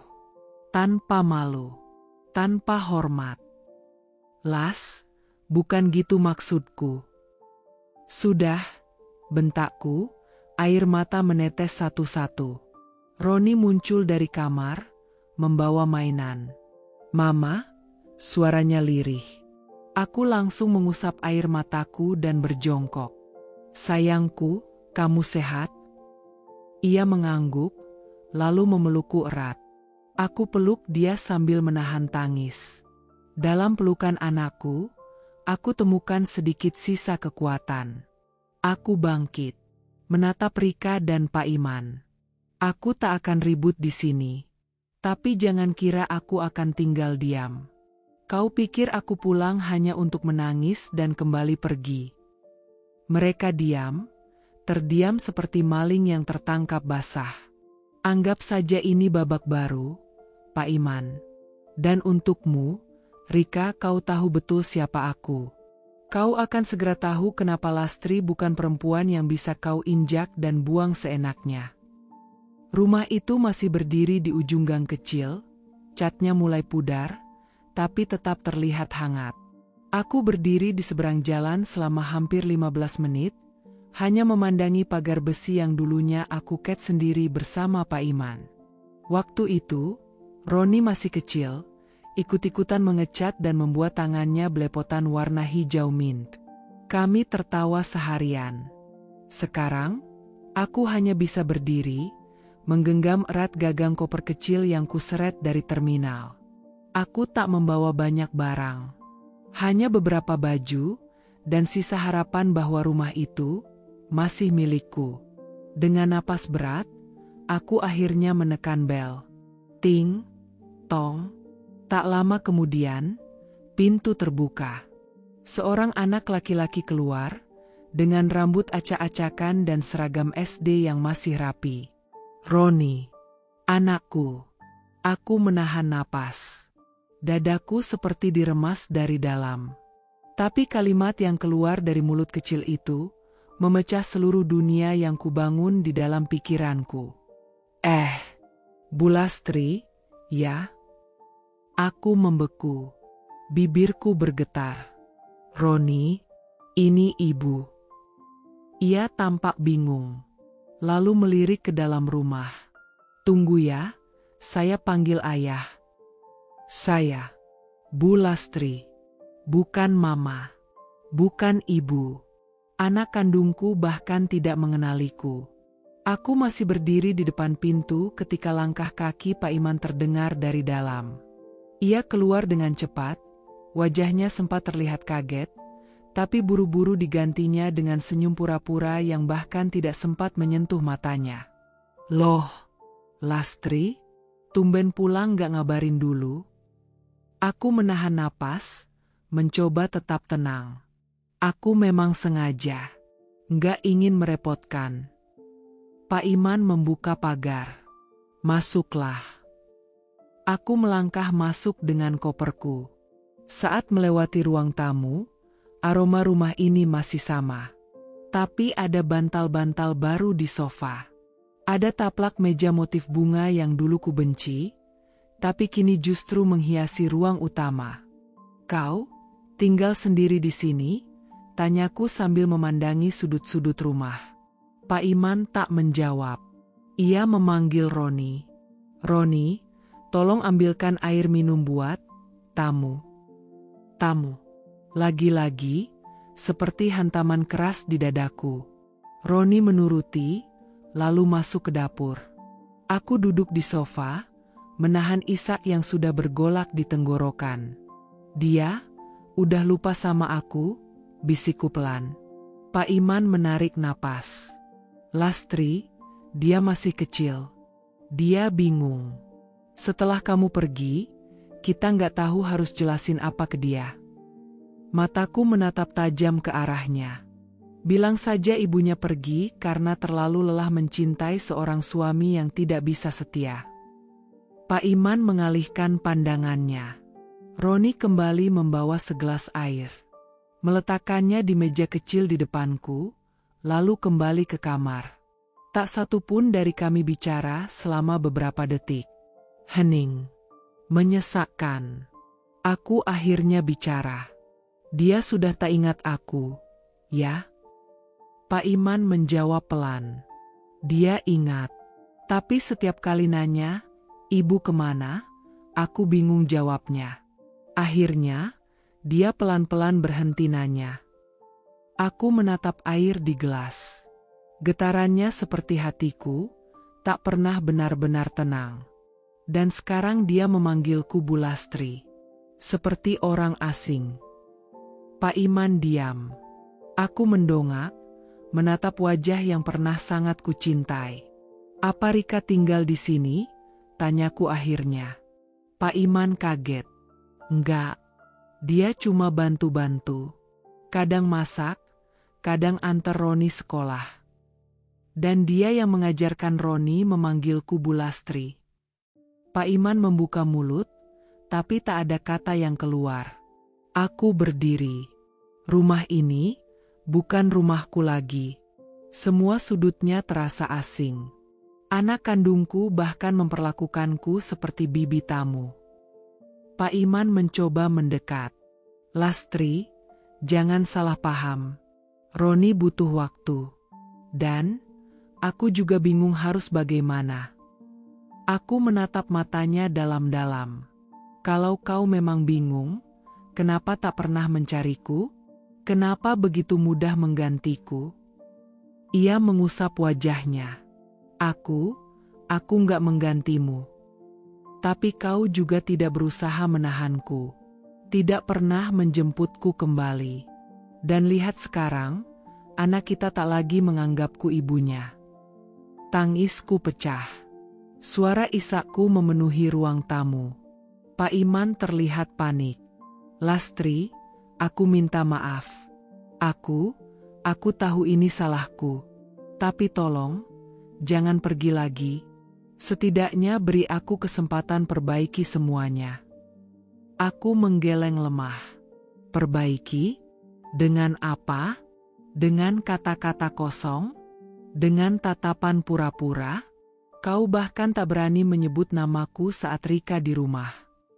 Suasana rumah tiba-tiba sepi sekali. Padahal televisi masih menyala. Tapi semua terasa beku. Roni tiba-tiba muncul dari balik dinding. Mama? Aku membalikkan badan cepat. Mataku langsung basah. Roni? Suaraku bergetar. Ia tampak ragu. Tapi perlahan, ia mendekat. Aku, tadi dengar papa bilang mama pulang. Tapi, aku bingung, mama kemana saja. Aku berlutut di depannya, menatap wajah kecil yang pernah kutidurkan di dadaku setiap malam. Aku nggak pergi karena nggak sayang, nak. Tapi kadang, orang dewasa melakukan hal bodoh karena terlalu sakit. Roni menunduk. Bu Rika bilang mama nggak sayang aku lagi. Mataku membelalak. Pak Iman menoleh cepat. Apa? Roni mengangguk pelan. Dia bilang, mama ninggalin papa karena lebih sayang kerjaan daripada keluarga. Aku memeluk anakku erat-erat. Tidak, nak, itu bohong. Mama pulang bukan untuk marah-marah. Mama pulang karena rindu. Dan saat itulah aku sadar. Rumah bukan tentang dinding, bukan tentang sofa atau taplak meja. Rumah adalah ketika anakmu memelukmu, memanggilmu, mama, dengan mata berkaca-kaca. Meski sesaat tadi aku hanya disebut Bu Lastri, tapi pelukan kecil itu memulihkan luka besar di hatiku. Aku duduk di ruang tamu. Sofa yang dulu kami pilih bersama kini terasa asing. Warnanya masih sama, coklat tanah, tapi kenangannya sudah luntur. Hanya aku yang duduk di sana, sendiri. Tak ada sambutan, tak ada senyum, bahkan tak ada suara langkah anakku yang biasanya berlarian menyambutku dulu. Pintu depan terbuka perlahan. Derap kaki berat masuk. Sepatu Pak Iman, aku masih hafal bunyinya. Ia terdiam di ambang pintu begitu melihatku. Matanya membulat. Kaget. Seolah melihat hantu dari masa lalunya. Kamu pulang? Suaranya pelan, kaku. Iya, jawabku singkat. Tapi aku bingung, ini rumah siapa sekarang? Ia tak langsung menjawab. Hanya menghela napas. Wajahnya seperti batu, datar, tak terbaca, dingin. Aku menatapnya, memaksa diriku tetap tenang, walau dadaku seperti ditindih beban bertonton. Maaf, ucapnya akhirnya. Aku nggak nyangka kamu pulang. Memangnya aku masih pantas pulang? Aku tersenyum pahit. Atau rumah ini sudah resmi jadi milik kalian berdua? Ia menatapku, mencoba membela diri. Tapi tak ada kata yang keluar. Aku berdiri, mendekatinya. Aku berdiri sangat dekat hingga bisa merasakan napasnya yang tak teratur. Aku ingin melihat dari dekat. Wajah seorang pria yang dulu aku percaya sepenuh hati, yang kini bersembunyi di balik diamnya. Kamu tahu nggak rasanya lihat suami sendiri pegangan tangan perempuan lain di pasar? Tanyaku pelan, hampir berbisik. Tahu nggak rasanya lihat anakmu sendiri manggil, Bu Lastri, seolah aku tamu di rumah ini? Ia mengalihkan pandangan. Aku bisa jelasin. Oh, tentu, potongku cepat. Kamu bisa jelasin. Tapi bisa nggak kamu jujur? Pak Iman menunduk. Aku nggak bermaksud ninggalin kamu. Rika itu, dia bantu aku pas kamu pergi. Rumah ini kacau, Ron. Cukup. Aku angkat tangan. Jangan pakai alasan, rumah berantakan, untuk membenarkan kamu jatuh cinta sama perempuan lain. Lastri, aku nggak jatuh cinta. Serunya, akhirnya bicara dengan emosi. Aku cuma butuh teman. Seseorang yang bisa diajak ngobrol. Kamu pergi begitu saja, tanpa kabar. Aku pergi karena sakit, Pak Iman. Aku menunjuk dada sendiri. Kamu lupa? Aku yang diusir ibu kamu. Aku yang dikatain perempuan nggak berguna. Kamu diam aja waktu aku diinjak-injak. Ia menggertakkan giginya. Aku juga bingung waktu itu. Aku nggak tahu harus gimana. Dan jalan keluarnya adalah menggandeng Rika. Ia terdiam. Luar biasa. Aku tertawa miris. Kamu bahkan gak perlu proses berkabung atas pernikahan ini. Kamu langsung pindah ke pangkuan perempuan lain. Jangan gitu, Las, katanya lemah. Aku dan Rika gak seperti yang kamu pikir. Lalu seperti apa? Aku menyilangkan tangan di dada. Aku cuma istri yang kamu tinggalin tanpa kabar. Lalu pulang-pulang harus lihat suaminya bersikap mesra sama perempuan lain. Itu kalau bukan selingkuh, apa namanya? Dia bukan perempuan lain. Dia teman SMA kamu, ya? Potongku sinis. Yang katanya cuma bantu-bantu di kebun. Yang sekarang lebih sering tidur di rumah ini daripada aku. Aku tahu, Pak Iman. Jangan anggap aku bodoh. Pak Iman berjalan ke arah dapur. Aku mengejarnya. Jadi, kamu mau aku pulang atau tidak? Ia mematung. Lalu, setelah beberapa detik, menjawab tanpa menoleh, aku nggak tahu. Dadaku terasa ditikam. Begitu mudah kamu bilang, nggak tahu, untuk perempuan yang sudah tidur beralas tikar waktu kamu belum punya siapa-siapa. Ia menoleh. Matanya basah. Aku juga manusia, Lastri. Aku bingung. Aku capek sendirian ngurus Roni, kebun, rumah. Dan kamu gak pernah kirim kabar. Aku membalas tatapannya, penuh luka. Kamu tahu kenapa aku gak kirim kabar? Karena aku gak tahu harus hidup di mana. Kamu pikir aku pergi ke hotel? Aku tidur di emper rumah Buning Room. Ngasih les anaknya buat makan. Aku nggak pulang bukan karena lupa, tapi karena malu. Suasana hening. Aku malu karena punya suami yang nggak bisa pasang badan untuk istrinya sendiri. Bisikku lirih. Tiba-tiba langkah kecil terdengar dari tangga. Roni berdiri di sana, memeluk bonekanya. Ayah, kenapa Mama Lastri marah-marah? Aku menoleh cepat. Hatiku tercekat. Mama Lastri, ulangku, nyaris tak percaya. Pak Iman buru-buru menghampiri anak itu. Nak, ini ibu, mamamu. Roni menggeleng pelan. Bu Rika bilang, Mama Lastri itu temannya ayah. Dia numpang di sini. Hatiku benar-benar hancur. Siapa yang ajarin kamu ngomong begitu, Roni? Anak itu terdiam, menunduk. Bu Rika. Aku mendesah panjang. Rasanya dunia runtuh menimpa pundakku. Aku pergi dulu, kataku sambil meraih tas. Pak Iman berdiri. Mau kemana? Kalau kamu masih perlu waktu untuk mikir, silakan. Tapi aku nggak akan diam saja melihat anakku diajari panggil ibunya, teman. Langkahku berat menuju pintu. Tapi aku tak bisa menangis lagi. Air mata rasanya sudah habis. Saat aku membuka pintu, suara Pak Iman menghentikanku.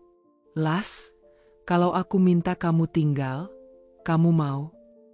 Aku menoleh. Menatapnya lekat-lekat. Kamu minta aku tinggal karena takut sendirian, atau karena kamu masih cinta? Ia diam. Lagi-lagi diam. Kalau jawabannya masih kamu simpan sendiri, jangan minta aku bertahan. Karena kali ini, aku juga mau mencintai diriku dulu. Aku melangkah keluar. Udara sore menyambutku dengan lembut, seolah berkata, "Selamat datang kembali." Perempuan yang mulai sadar bahwa ia tak seharusnya meminta tempat di hati yang tak pasti. Konflik 9, Rika datang dengan senyum. "Kalau kamu capek jadi istri petani sukses, aku siap gantiin kok." Aku tatap dia. "Kamu minum teh dari uangku. Kamu tidur di kasur yang kubeli. Tapi kamu takkan pernah punya rasa yang kupunya saat membangunnya." Aku tak teriak. Aku tak maki. Sudah terlalu lelah untuk marah. Hari ini aku memilih diam, bukan karena pasrah, tapi karena aku sudah cukup paham. Aku hanya tinggal sebagai pelengkap, bukan pasangan. Tanganku gemetar saat membuka lemari. Kutarik koper kecil biru tua, hadiah ulang tahun dari suamiku 5 tahun lalu. Ironis. Dulu dia memberikannya dengan senyuman penuh cinta. Hari ini aku memakainya untuk meninggalkannya. Satu persatu, kutata bajuku. Kemeja putih kesayanganku. Gamis yang dulu kubeli saat kami naik haji. Juga mukena yang kubasahi air mata saat memohon agar pernikahan ini selamat. Kupandangi foto di meja rias. Aku dan dia tersenyum di depan Candi Borobudur. Kupeluk sebentar fotonya, lalu kuhapus air mata yang menetes. Sudah, cukup. Kudengar langkah kaki dari arah tangga. Dia muncul di ambang pintu. Masih dengan wajah dingin itu. Mungkin baru selesai menelepon perempuan itu, si janda dari pengajian. "Apa ini maksudmu, Fitri?" tanyanya pelan. Matanya menyipit saat melihat koper terbuka. Aku membalikkan badan, menatapnya lurus. "Aku mau pergi, Mas." "Pergi?" Dia mendekat, menatapku heran. "Kau kemana? Ini rumahmu?" Aku tertawa kecil. Pahit. "Rumahku? Sejak kapan aku merasa rumah ini milikku? Sejak kamu lebih sibuk jaga hati perempuan lain dibanding hatiku sendiri?" "Fitri, jangan mulai drama." Aku menahan napas. "Drama? Ini hidupku, Mas. Hidup yang kamu ubah jadi naskah murahan, dengan pengkhianatan sebagai klimaksnya." Dia mendengus, mengangkat tangan seolah mau menjelaskan, tapi aku potong cepat. "Sudah. Aku nggak butuh pembelaan. Aku sudah lihat isi chat kamu dengan dia. Aku sudah tahu kalian pergi berdua sepulang pengajian. Aku tahu kamu bantu biaya sekolah anaknya. Dan tahu apa yang lebih menyakitkan? Kamu tak pernah bantu adik kandungku sendiri saat dia butuh uang buat operasi." Dia terdiam.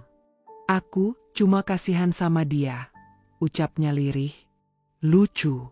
Kau kasihan padanya, tapi tak kasihan pada istrimu sendiri. Istri yang dulu kamu peluk dan bilang, 'Kita ini pasangan dunia akhirat,' ya, Fitri." Masih ingat? Air mataku jatuh tanpa izin. Ia terdiam. Tangan mengepal, seolah ingin membantah, tapi tak ada kata keluar. "Aku tak akan minta kamu berubah. Aku tahu hati manusia tak bisa dipaksa. Tapi aku juga tak bisa tinggal di rumah ini dan pura-pura bodoh." "Fitri," nadanya berubah, pelan dan terdengar takut. Aku melanjutkan mengemasi pakaian. Tangannya mencoba meraih koperku, tapi aku tepiskan. "Aku nggak butuh kamu tahan aku, Mas. Karena aku tahu, kamu menahanku bukan karena cinta, tapi karena takut kehilangan boneka yang biasa kamu taruh di pojok rumah." "Fitri, kamu salah paham." "Sudah." Suaraku meninggi kali ini. "Satu kali lagi kau bilang aku salah paham, Dan aku sumpah akan teriak ke semua orang bahwa ustaz andalan pengajian ibu-ibu ini ternyata seorang pengkhianat kelas kakap. Dia menunduk. Nafasnya naik turun. Aku berdiri. Koper sudah siap. Tas sudah dikunci. Ku melangkah keluar kamar. Ia mengikutiku dari belakang. Langkahnya ragu. Sampai di ruang tamu, aku berbalik.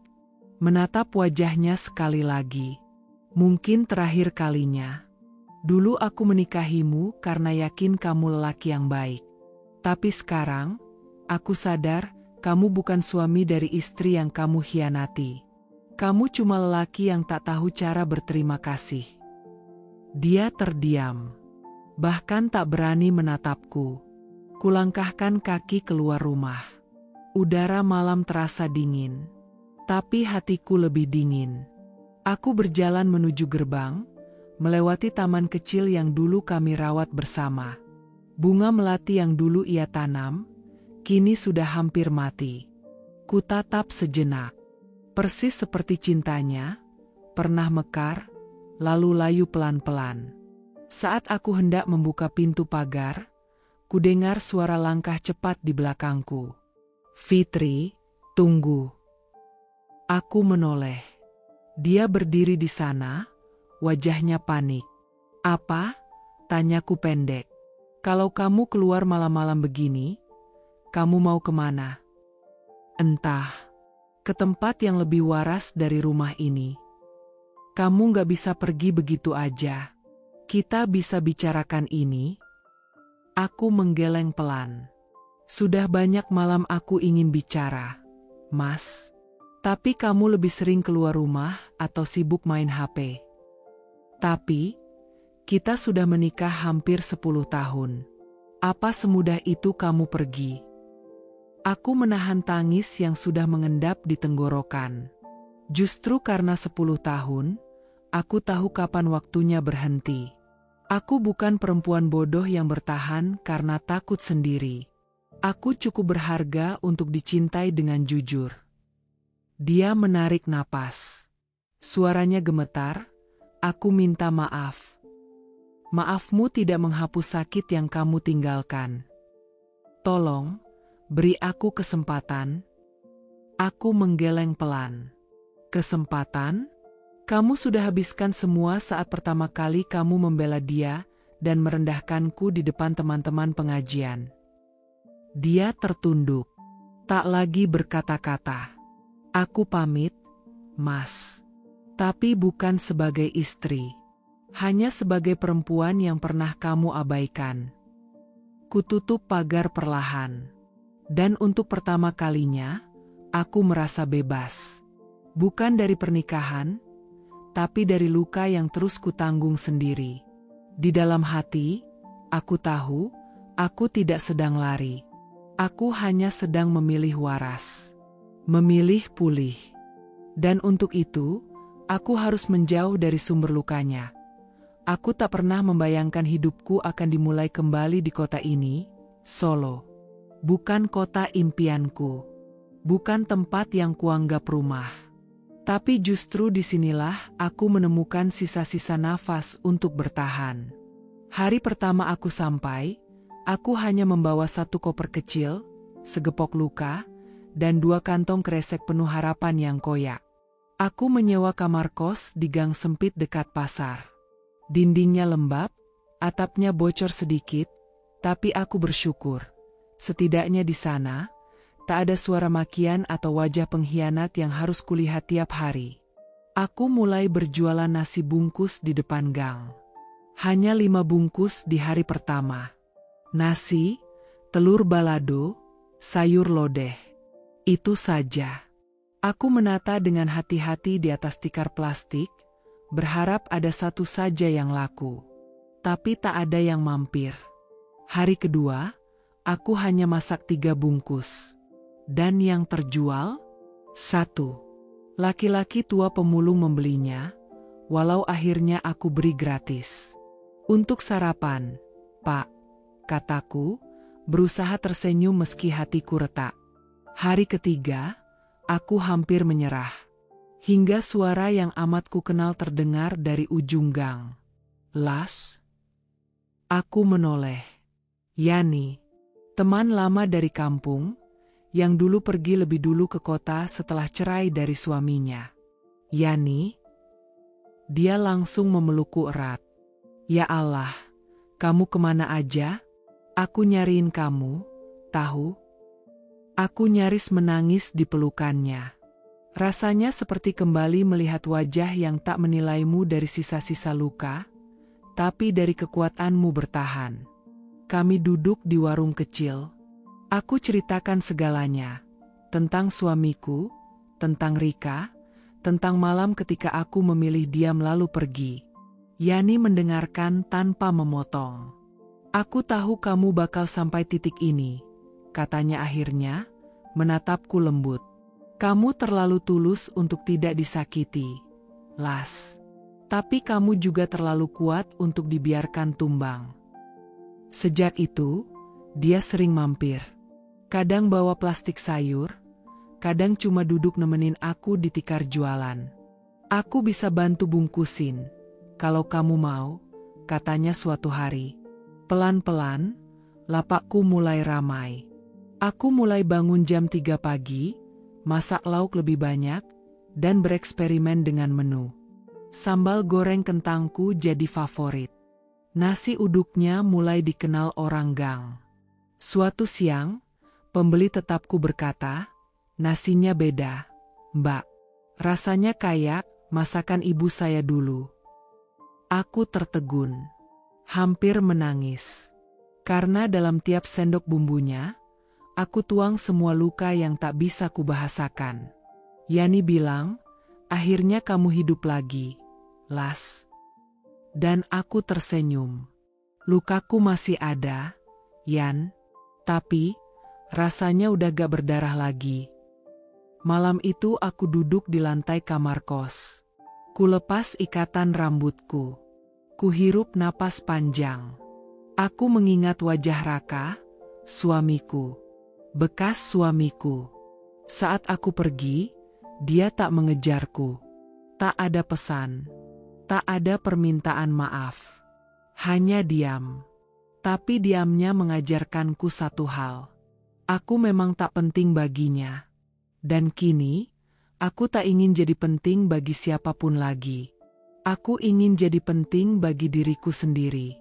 Aku ingin hidup bukan untuk menjadi istri yang baik, tapi menjadi perempuan yang utuh.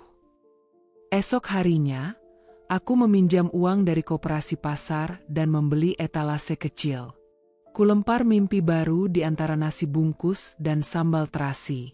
3 bulan kemudian, aku tak lagi berjualan di tikar, tapi di depan kontrakan kecil yang kusewa untuk dijadikan warung. Aku beri nama, Warung Lestari. "Kenapa bukan pakai nama lain?" tanya Yani. "Karena aku ingin aku sendiri yang lestari, bukan nama siapa-siapa." Yani tertawa. "Itu filosofi paling keren dari tukang nasi bungkus." Aku juga tertawa. Tapi hatiku hangat. Malam-malamku tak lagi dipenuhi isak. Aku tidur dengan capek badan, bukan capek hati.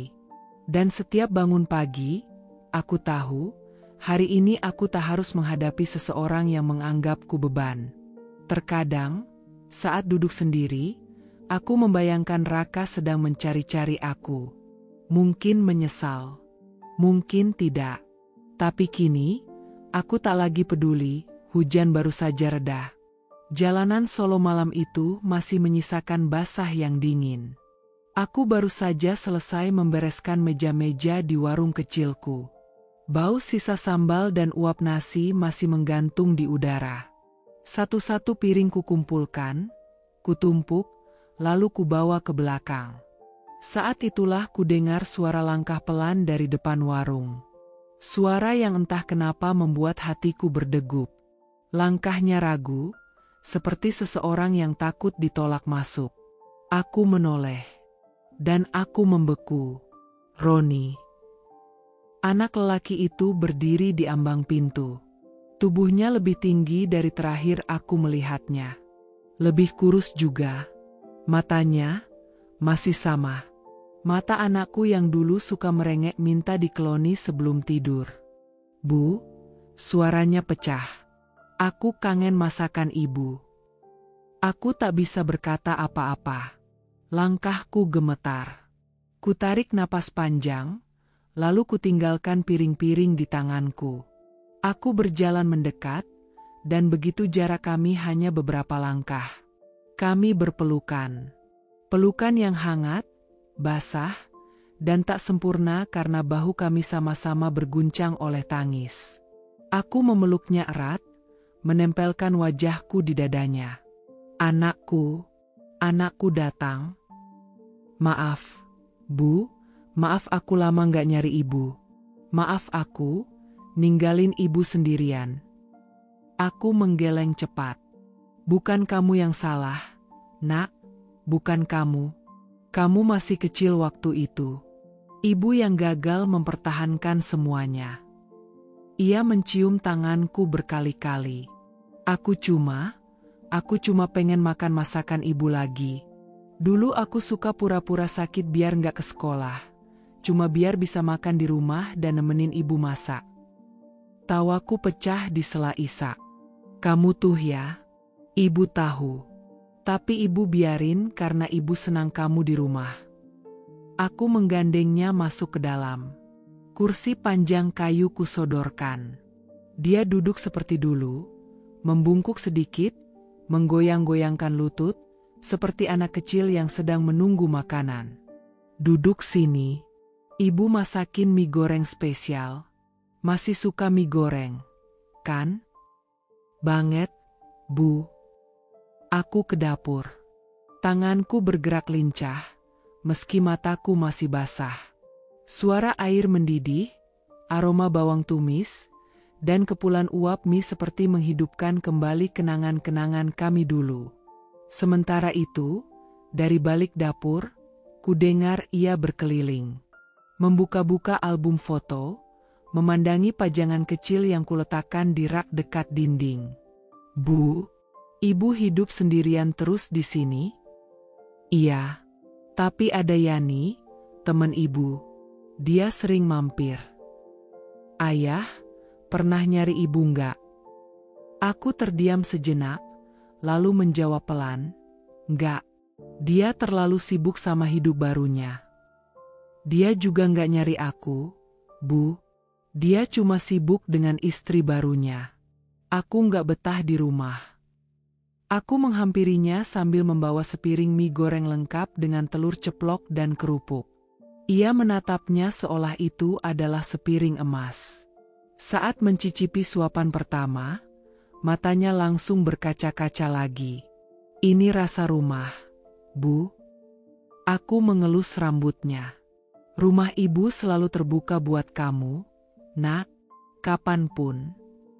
Kami makan bersama malam itu. Ia bercerita banyak tentang bagaimana ia tumbuh tanpa kehangatan yang sama, tentang betapa ia iri pada teman-temannya yang punya ibu di rumah, tentang betapa ia diam-diam sering mencari akun media sosialku tapi tak berani menyapa. Kenapa kamu baru datang sekarang, Roni? Ia menunduk. Karena aku baru cukup berani sekarang, Bu. Dulu aku marah sama dunia. Aku pikir semua orang ninggalin aku. Tapi ternyata aku yang salah. Aku menggenggam tangannya. Gak ada yang benar-benar meninggalkanmu. Hati ibu selalu bersamamu. Suasana malam itu terasa seperti pelukan hangat dari langit. Bintang mulai muncul satu-satu. Dedaunan di depan warung bergetar pelan. Dan di tengah semua itu, luka yang dulu seperti jurang menganga di hatiku, perlahan menutup. Roni memandangku dengan mata penuh air, tapi senyumnya tulus. Tuhan memang adil, ya Bu. Sore itu, langit Solo berwarna tembaga. Udara masih gerah meski senja mulai turun. Warung kecilku baru saja ku kemasi.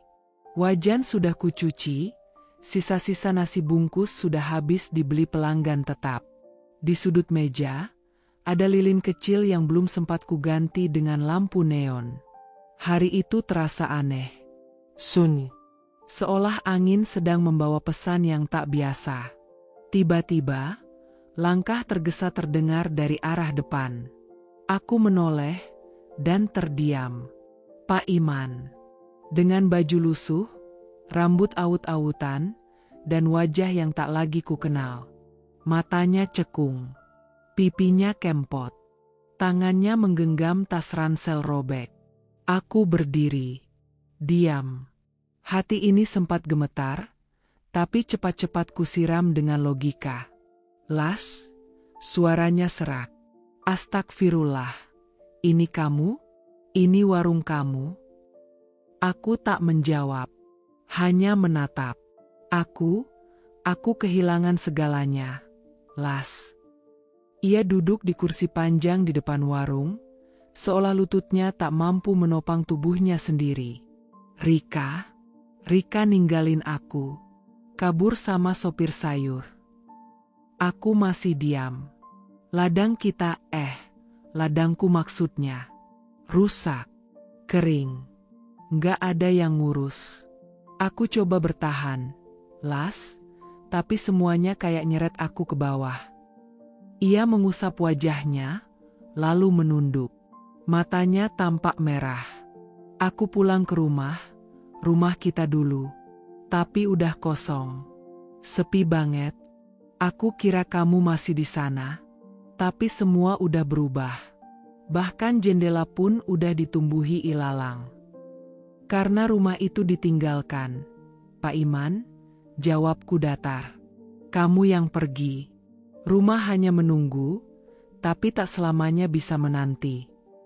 Ia menatapku, matanya berkaca. Aku salah, Las, aku bodoh. Aku ditipu, dibutakan nafsu, diombang-ambing sama rasa bangga. Tapi waktu semuanya hilang, yang aku pikirkan cuma kamu. Aku tertawa lirih. Baru sadar setelah semuanya hancur. Ya? Aku nyesel, demi Allah aku nyesel. Aku mendekat, duduk di hadapannya. Perlahan, tapi tegas.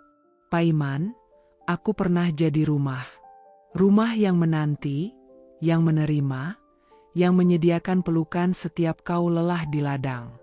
Aku pernah jadi dapur yang memasak tanpa mengeluh, kasur yang menerima tubuhmu meski tak satu pun kata cinta kau ucapkan.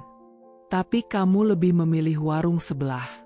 Kamu lebih suka bumbu instan daripada masakan penuh cinta. Ia menggigit bibir bawahnya, menahan tangis. Las, aku nyari kamu, kemana-mana. Kamu terlambat, Pak Iman. Aku tahu. Tapi aku pengin perbaiki semuanya. Lalu kenapa dulu tak pernah mencoba memperbaiki saat retaknya baru seujung kuku? Kenapa harus menunggu runtuh semuanya dulu? Pak Iman terisak. Tangannya bergetar. Karena aku bodoh, aku terlalu yakin kamu gak akan pergi. Aku menghela napas panjang. Pak Iman, tahu gak, luka paling parah bukan karena kamu pergi, tapi karena kamu tak pernah menoleh ke belakang. Saat aku menangis, kamu tertawa dengan perempuan lain. Saat aku menahan lapar, kamu suap Rika dengan hasil kerja kita berdua. Dan sekarang, saat semua sudah musnah, kamu datang dengan kantong kosong dan hati luka, berharap aku jadi perban buat menutup robekanmu. Ia tak menjawab. Aku berdiri, menoleh ke dalam warung. Lilin itu masih menyala. Kecil, tapi cukup menerangi. Aku sudah baik-baik saja, Pak Iman. Aku berdarah. Iya, tapi aku sembuh sendiri. Aku jatuh, tapi aku bangkit dengan kakiku sendiri. Aku bukan perempuan yang dulu lagi. Aku bukan rumah yang terbuka untukmu. Aku menatapnya tajam. Sekarang, carilah tempat berteduh sendiri. Jangan pernah berpikir rumah yang pernah kau bakar akan menyediakan atap lagi untukmu. Pak Iman menunduk. Matanya sembab. Napasnya berat. Aku akan pergi, Las. Pergilah. Ia berdiri, langkahnya lunglai. Tapi sebelum benar-benar pergi, ia menoleh sekali lagi. Apa kamu sudah benar-benar gak punya rasa sama sekali buat aku? Aku diam. Lalu tersenyum kecil. Rasa itu sudah mati saat kamu menyebut namaku di depan Rika dan bilang aku istri yang tak bisa memberi apa-apa. Pak Iman memejamkan mata, lalu berjalan pergi. Aku berdiri di depan warung, menatap punggungnya yang semakin kecil. Entah kenapa, aku tidak merasa puas. Tapi aku juga tidak sedih. Hanya lega. Luka itu sudah menutup. Dan aku tidak ingin membukanya lagi. Aku menatap lilin kecil itu. Api kecil yang tetap hidup meski ditiup angin dari berbagai arah. Warung makanku kini tak pernah sepi. Namanya, Rasa dari Air Mata. Nama yang dulu dianggap terlalu sendu, terlalu getir, tapi justru membuat orang datang karena penasaran. Di dindingnya, aku tempelkan kutipan dari hatiku sendiri. Aku tidak butuh pengakuan dari lelaki yang menukar cinta dengan teh murahan. Aku hanya butuh damai dari luka yang kupeluk sendiri. Banyak yang membaca dan terdiam. Suatu siang, ada ibu-ibu muda yang makan sambil menahan tangis. Aku juga ditinggal, Bu, katanya pelan. Aku malu ngakuin. Tapi setelah baca tulisan di tembok ini, rasanya aku nggak sendirian. Aku duduk di depannya, menyodorkan segelas air hangat. Kita perempuan, kataku, seringkali lupa bahwa bahagia bisa kita bangun sendiri, tanpa ditentukan oleh siapa yang duduk di seberang meja makan. Ia menangis. Kami berpelukan. Lalu ia pamit pulang, dengan senyum yang lebih tegak. Yani kadang masih mampir. Ia suka duduk di pojokan, sambil bantu mengiris bawang. Hebat juga ya kamu, Las, katanya sambil mengelap air matanya sendiri. Dulu kamu cuma nangis dan diam. Sekarang, kamu jadi orang yang banyak orang dengerin. Aku tertawa kecil. Aku nggak pernah niat jadi siapa-siapa, Yan. Aku cuma nggak mau mati karena luka. Dan kamu hidup karena luka itu juga. Aku mengangguk. Kadang luka adalah tanah terbaik tempat akar tumbuh. Roni, anakku, kini sering datang tiap akhir pekan. Ia bantu jualan, cuci piring, bahkan kadang antar pesanan ke kantor-kantor. Aku tahu ia bangga padaku. Dan aku bangga padanya. Bu, katanya suatu malam sambil duduk di teras warung, terima kasih udah nggak nyerah waktu itu. Aku nggak tahu harus tinggal di mana kalau ibu nggak ada. Aku menatap matanya. Matanya, yang dulunya sering menangis diam-diam saat melihatku bertengkar dengan ayahnya. Matanya, yang kini tumbuh jadi sepasang cahaya paling kuat yang pernah kulihat. Kamu alasan kenapa ibu masih berdiri, Nak, jawabku. Kamu rumah yang gak pernah usir aku meski aku hancur. Ia mencium tanganku, lalu masuk ke dalam untuk tidur. Dan aku menatap langit, bersyukur karena aku tak lagi harus menangis saat malam datang. Pak Iman pernah datang. Sekali itu saja. Ia berdiri kikuk di depan warung, membawa topi lusuh dan mata sayu. Aku kehilangan segalanya, Las. Rika pergi. Ladang rusak. Rumah kosong. Aku berdiri, tenang. Aku tak marah, tak dendam. Aku hanya perempuan yang sudah tak lagi menanti pengakuan dari luka lama. Aku pernah jadi rumah, kataku pelan, tapi kamu memilih pergi ke warung. Sekarang, carilah tempat berteduh sendiri. Ia menunduk. Lama. Lalu pergi, dengan langkah yang tak pernah lagi kutunggu. Dan sejak hari itu, ia tak pernah kembali. Suatu hari, seorang wartawan datang. Ia bilang ingin menulis tentang warungku yang viral di media sosial karena nama dan kutipan di dindingnya. Bu Lastri, kenapa menamai warung ini Rasa dari Air Mata? Bukankah terdengar terlalu sedih? Aku tersenyum. Karena setiap rasa dalam masakan ini berasal dari cerita. Dan banyak cerita yang lahir dari luka. Ia menulis, memotret, lalu pamit. Dan seminggu kemudian, nama warungku muncul di berita daring dan TikTok. Banyak yang datang dari luar kota. Bahkan ada yang menangis hanya karena makan sambil membaca kisah-kisah yang kutempel di dinding. Aku tak cari terkenal. Tapi mungkin, Tuhan sedang kasih aku panggung untuk menyembuhkan lebih banyak perempuan yang pernah hancur seperti aku. Aku bukan lagi istri petani yang diselingkuhi. Bukan lagi perempuan yang menangis dalam diam karena melihat suaminya tertawa bersama wanita lain. Aku, Lastri, pemilik warung kecil, tapi punya hati besar. Dulu aku pikir cinta adalah tentang bertahan pada satu orang, apapun yang terjadi. Tapi ternyata, cinta adalah tentang menyelamatkan diri, sebelum luka itu menguburmu hidup-hidup. Kadang, malam datang tanpa pembeli, dan aku duduk di sudut warung, memandangi meja-meja kosong, mendengarkan suara angin lewat jendela bambu. Aku pernah duduk seperti ini, dengan hati yang kosong, hidup yang retak, dan mata yang penuh tanya. Tapi kini, meja mungkin kosong. Tapi hatiku, tidak lagi. Aku sudah cukup. Aku sudah utuh. Tanpa harus kembali pada masa lalu yang menyakiti. Dan jika ada yang bertanya, kenapa kamu kuat sekali, Las?